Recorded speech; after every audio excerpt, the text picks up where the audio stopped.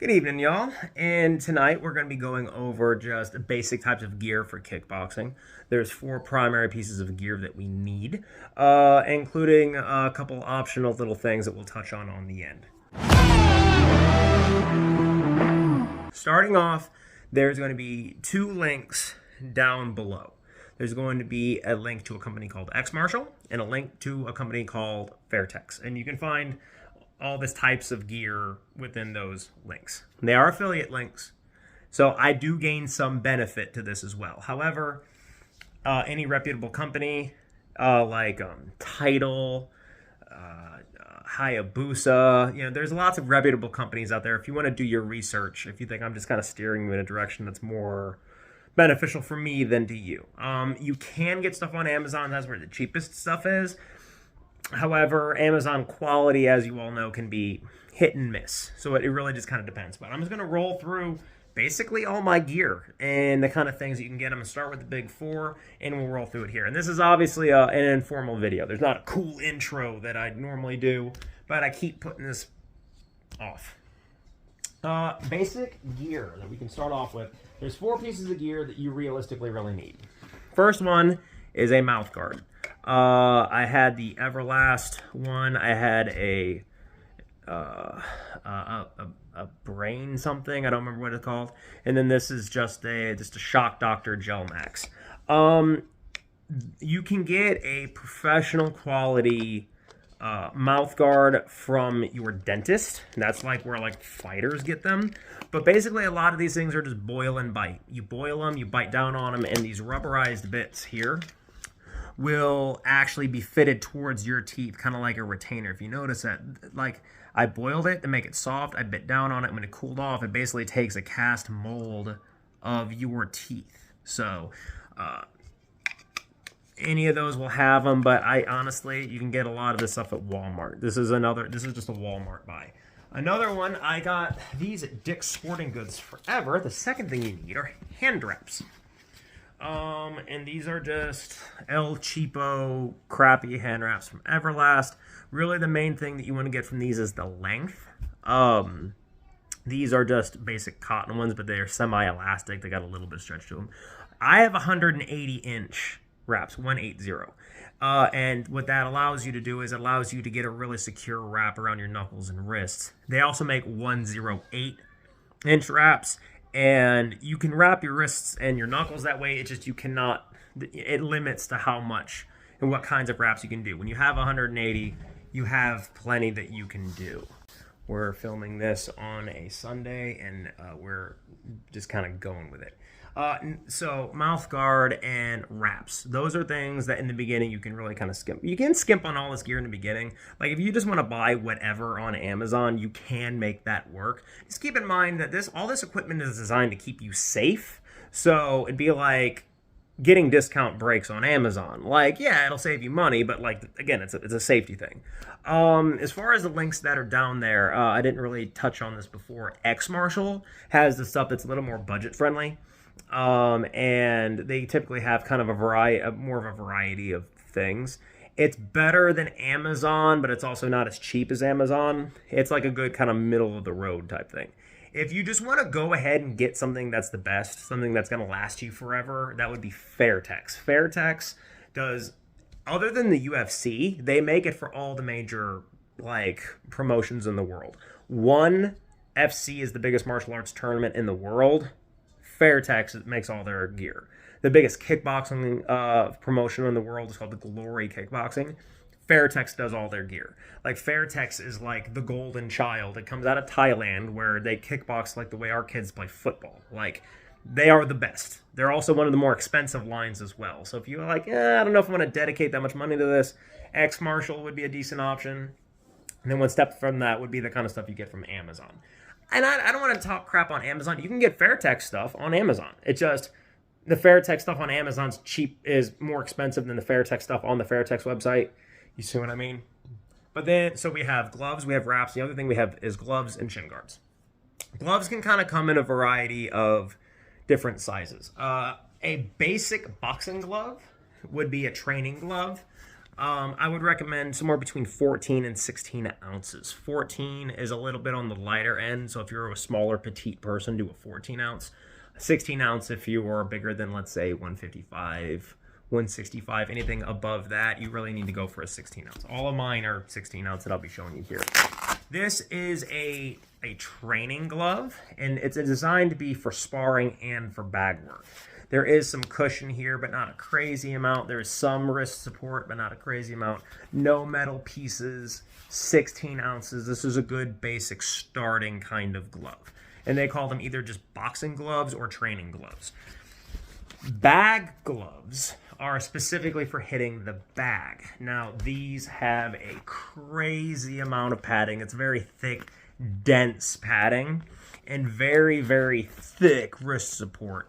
But because the padding is very dense, you can hurt your training partners if you're hitting with them, including metal pieces. These have big, thick metal buckles that get this big wrist spot secured. So this isn't like for partner drills and like Dutch drills where you're hitting each other and stuff.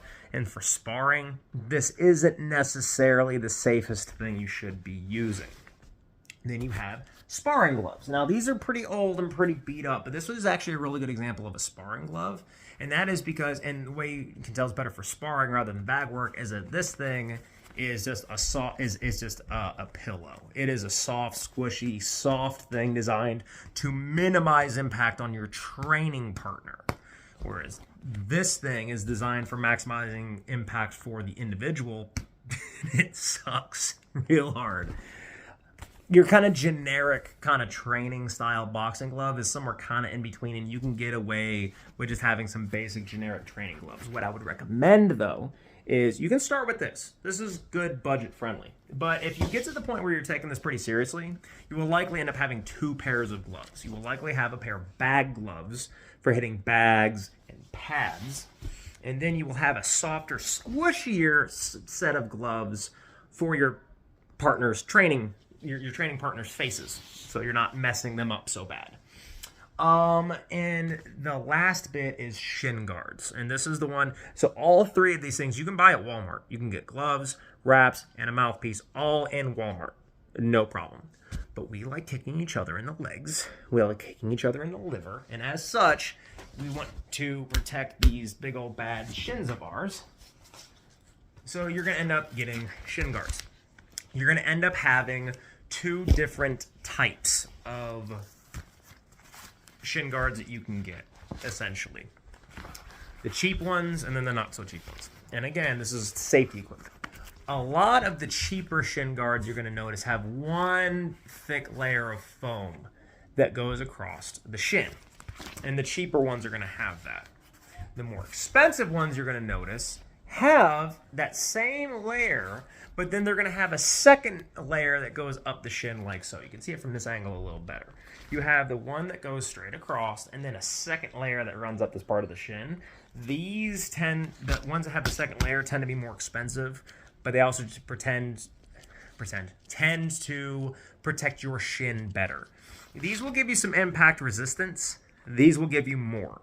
You will hurt yourself less if you spend more money on the thicker ones that have that second layer. You can spend less money for these ones, but then your shins are gonna hurt more for, if you like hit a knee or an elbow or something like that. If you're hitting a bag, I don't recommend pads. I actually recommend you go bare shin. I know there's kind of a temptation to be like, oh, well, this hurts my shins. Let me go ahead and put a protective layer. But you want these shins to eventually become a bar of iron that you can just smash into your opponent's legs. Now, if you are someone who has hairy legs, I tend to not my shins have got, I've been pretty conditioned, but I get lots of rips and tears here just because I have hairy legs. For the ladies, that's not such a big deal if you're keeping your legs shaved, but I like these things. They're just little ankle compression things. You can get these at Walgreens, but it's literally it's these things right here. And it doesn't really provide any impact absorption. It just helps me from getting cuts and rips on my skin. That's the only reason why I really have these. But if I'm hitting the heavy bag, especially that thick, orange one, the really hard one up at KO. I like doing that. If you're a dude, get a cup. I'm not going to go into detail. Wash it. Don't be that nasty dude. And then if you're interested in actually doing drills and pads and stuff at home, like maybe you want to get your husband or your kids or your wife or whatever, there's a couple things you can get. It's pretty easy to find a pair of focus mitts. Same thing. Boxing just seems to be more popular at like places like Walmart and Dick's Sporting Goods. These you can get for a decent price. When this stitching rips out, you can just replace it with 550 cord. That's what I did in the Marine Corps. This was this 550 cord we had it was just in the store on base, and I just got them. Thigh pads, you can buy them individually or in a pair, and you think, oh, obviously I would want a pair of these because that's what you see in the movies. But for me personally, I like the Bazooka Joe style of catching here, having a mitt here and a pad here. Bazooka Joe Valtellini talks about this a lot. He'll go here, and then he'll lay it on the leg for the big leg kicks, and then he'll hold it up here for the high kicks. I prefer that method better, but thigh pads and focus mitts, they're both real good. Just make sure you do a little bit of research on how to actually use them, because if you don't use them the right way, you can have people hyperextending their elbow. It's a skill and it needs to be trained. And everyone's favorite, the pool noodles. You take one. This is the cheapest way to really start practicing this stuff. You can punch it bare knuckle. It doesn't really hurt. You can practice your slipping, your rolling, blocking, weaving. Like this simple thing is a really effective training tool, as long as you don't lose your composure and laugh too much. If you end up getting any kind of cuts, scrapes, warts, anything like that, medical tape. Also, if you have gloves that don't want to stay shut, medical tape is also a really good way to do that.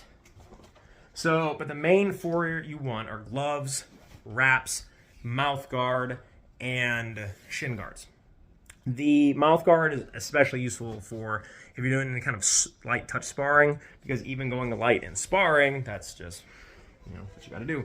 Last but not least, having some sort of log, having some sort of journal to where you can write down your goals, because there's a very big difference between exercise and training. The main difference being that if you're training, you should be working towards some sort of goal. If you're exercising, you're just doing it for the fun. And there's nothing wrong with exercising for fun.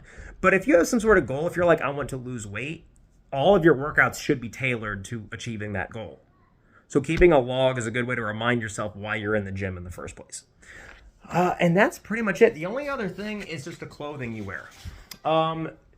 You should, generally speaking, for men, no hip pockets. Like, none of your bottoms should have pockets. And really, you should not have any jewelry, especially earrings. If someone if you're clenching and your heads are together and the earrings start stabbing into your skull, that hurts. You don't want any sort of metal, zippers, buttons, pockets. You don't want anything on that. You want to basically be slick. For men, that means that typically you need to get some kickboxing shorts. That means it's going to have no buttons, no zippers, no pockets. Women can get away with this normally because they wear leggings. And that's pretty much everything. Sorry for the long video, and sorry that it's not very professional. It's in my bedroom. Those are my wedding vows up there. But people keep asking me what kind of gear they should get. Click the links in the description below. This will kind of give you an idea of what it is you should be looking for. Anyway, hope you all have a great day, and I'll shoot a more produced professional version of this later. I've only been able to get one coupon code for Xmartial. I'll have that in the link as well. I have not been able to get a coupon code for Fairtex yet. It's expensive. I'm working on it. Anyway, y'all have a great night.